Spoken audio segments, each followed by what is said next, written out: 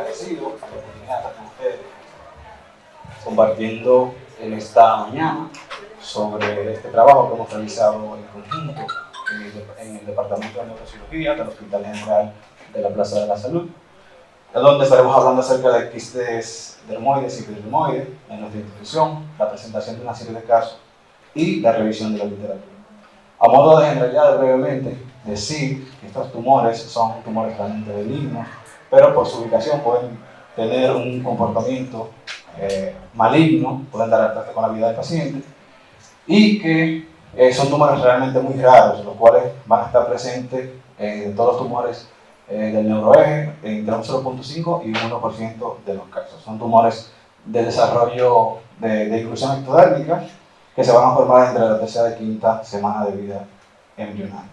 A nivel histológico, estos tumores, los epidermoides, como mencioné, van a tener una cubierta de tejido epitelizado estratificado, epitelio estratificado, también conocido como tumores queratinosos, los cuales van a ser unos quistes de inclusión que no van a tener elementos térmicos, a diferencia de los quistes dermoides, que sí tendrán glándulas como son las glándulas apócrinas y folículos pilosos. Estas son las diferencias histológicas.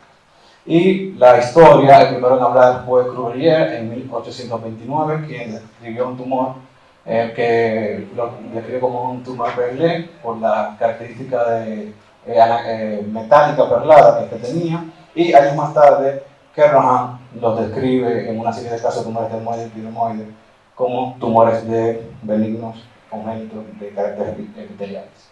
Su ubicación puede ser muy variada en todo el neuroeje, como mencioné, pero se destacan dos lugares, como son el ángulo punto cerebeloso y pueden ser lesiones también paracelares. La fosa posterior también es una ubicación bastante frecuente. Ya tenemos otras ubicaciones muy raras, como son las lesiones del sistema ventricular, así como las lesiones del canal espinal. La evolución natural de la enfermedad, como dije, son lesiones benignas, pero de crecimiento muy lento. Sin embargo, de acuerdo a la ubicación, estos pueden comprimir estructuras neurovasculares, y al momento entonces de debutar, la clínica va a depender del tamaño, la ubicación y si se encuentran o no rotos.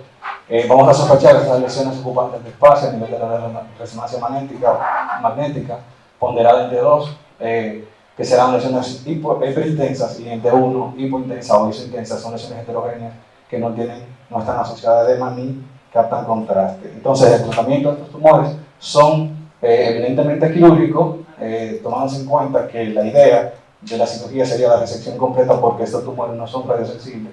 Sin embargo, cuando estas lesiones están involucrando estructuras neurovasculares, entonces no podemos sopesar esta parte y no realizar dicha resección porque entonces eso aumenta la mortalidad.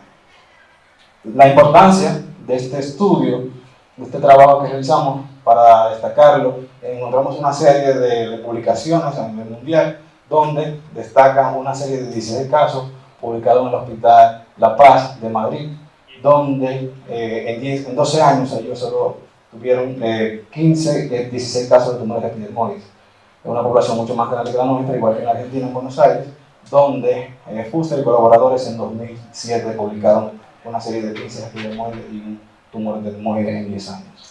En nuestra casuística, en un estudio realizado en el hospital, que se realizó un estudio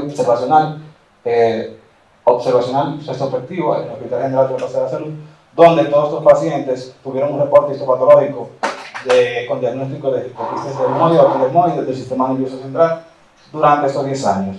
Tuvimos una casuística de 13 pacientes, y de los resultados, para enfatizar la cantidad de tumores, para que veamos qué tan poco frecuentes son, se hizo un corte de 2015 hasta la fecha del estudio, que fue en 2022, donde se realizó una resección de 300 tumores diferentes, de los cuales 7 solamente eran quistes epidermoides para un 2.3% de los casos en este momento.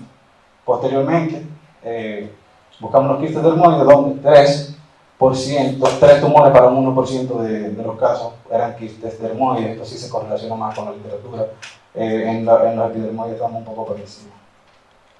En cuanto a la edad de aparición, la edad media fue 41 años, con una desviación estándar de 20 años, y el sexo más frecuente fue el masculino con 69.2%. En cuanto a la clínica de aparición, la más frecuente fue la cefalea para 3 pacientes, seguida por las convulsiones en 3 pacientes, y ya clínicas menos frecuentes como el espasmo bifacial en un solo paciente y la dorsalia en un paciente con una lesión a nivel del canal espinal.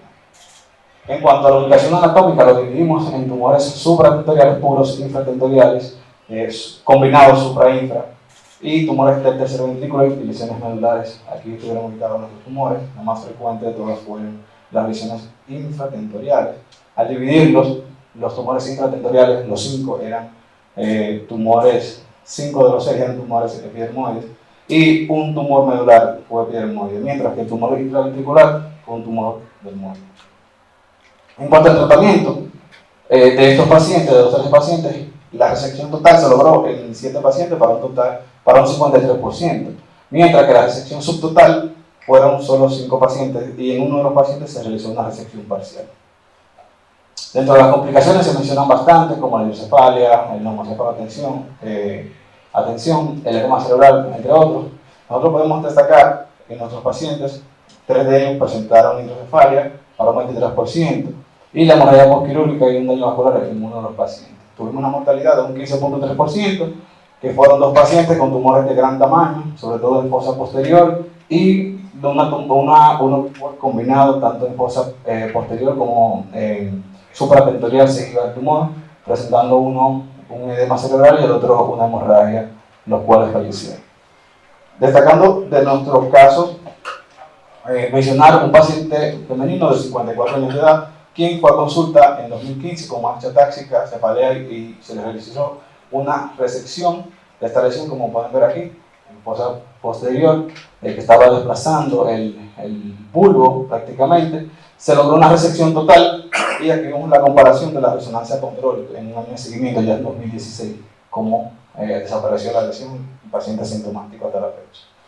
Posteriormente, un paciente femenino de 28 años en 2018, quien nos llega vía emergencia con cefalea, mareos, náuseas y vómitos, con un tumor ventricular, el tumor dermoide que les mencioné. Aquí se le realizó un abordaje endoscópico y bueno, se logró la resección total. Aquí vamos a hacer control y vamos a hacer el trayecto del endoscopio. El próximo paciente, un paciente masculino de 62 años de edad, quien nos llegó con marcha táxica vía emergencia. Este fue uno de los pacientes que falleció. Aquí podemos ver cómo desplazaba la arteria basilar. Este es el control postquirúrgico. Este es otro de nuestros pacientes quien manifestó, debutó con lo que fue un espasmo facial.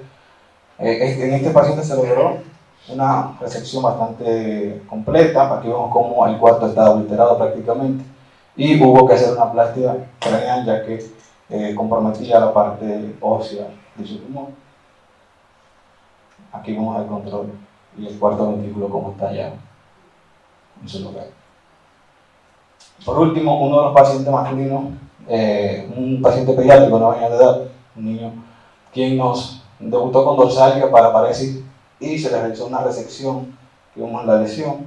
Este último tumor, paciente, debutó con un tumor en el canal raquídeo, debutó con lo que fue una paraparesis, básicamente, y dolor a nivel dorsal, donde se le realizó la resección de dicho tumor con una laminotomía en bloque, o laminotomía en bloque más bien.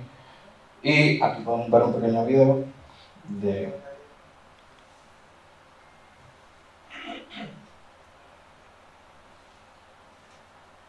está disponible. Aquí vemos cómo el tumor lo están señalando con el sector. Debajo de la lámina estaba por sobre la dura y la resonancia magnética de control, como se observa ya luego de la cirugía. En conclusión, los quistes dermoides y epidermoides son lesiones benignas pero potencialmente agresivas, ya que pueden ubicarse en cualquier parte del neuroeje. Son lesiones con presentación clínica variable, siendo la cefalea el síntoma más frecuente en nuestra experiencia. La resección subtotal, aunada a un seguimiento, es una buena elección terapéutica cuando existe conflicto con estructuras neurovasculares. También la hidrocefalia fue la complicación más frecuente en esta casuística. La mortalidad está especialmente relacionada a tumores de gran tamaño, sobre todo en fosa posterior, y la resección total de las lesiones augura una evolución clínica buena y una cura de la enfermedad. Esta es parte de la bibliografía y parte del equipo